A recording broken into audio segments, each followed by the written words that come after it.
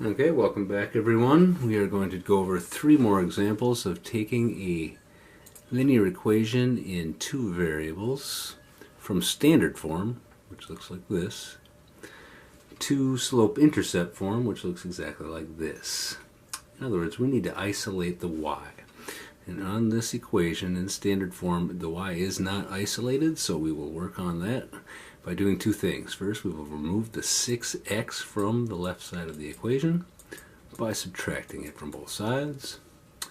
It disappears from this side because that 0 is out, and I'm left with 5y equals, again I want to write this in the right order, so I just need to write this term and write this term, but the x term first, so negative 6x, and positive 20 gives me plus 20. Now the y is not isolated because there's 5 of them here, so I need just 1. I will divide by 5, which of course is 1. 1 times y leaves me with y. I divided that by 5, so I divide all 3 terms by 5. And I'm left with negative 6/5 x plus 4. Now normally you wouldn't do all your work right on the graph, so I'm going to rewrite that equation for us up here.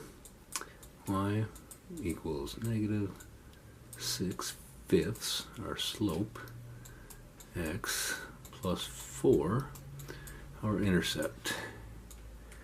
And I'll clear out some room for us and graph the line. We always begin at the intercept. Some people teach that that B stands for begin. Begin at our y-intercept right at 4. Our slope is negative, so it runs down to the right like a company losing money. And I don't have room to rise 6, so I'm going to go down 6. 1, 2, 3, 4, 5, 6.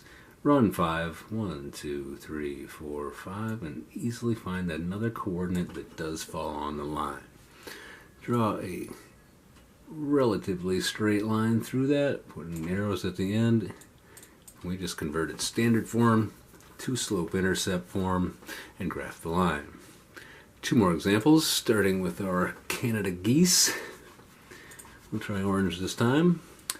We like equations like this in standard form because there's no coefficient on the y. It'll be just 1 step to isolate that y and have our slope-intercept form. Subtracting 2x from both sides eliminates it from here. I'm left with y equals my x term first, negative 2x, my constant last, plus 4. Easily graph that line beginning at the 4, which is our y-intercept, always the y-axis for our intercept. Our slope is negative 2, and I could go up 2 and over 1, or down 2 and over 1, making sure that runs in a negative slope. Draw my line, and we like them when it's only 1 step to get it done. Pretty simple with enough practice. 1 more example with our gray jay this time.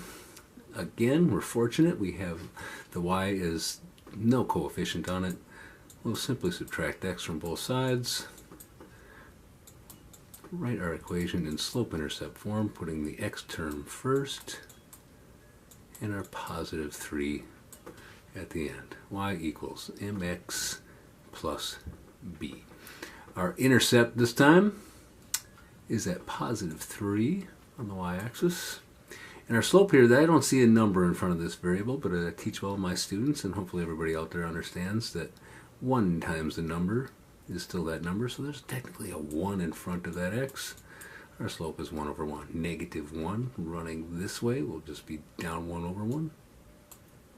Down 1 over 1. Rise 1, run 1. Rise 1, run 1.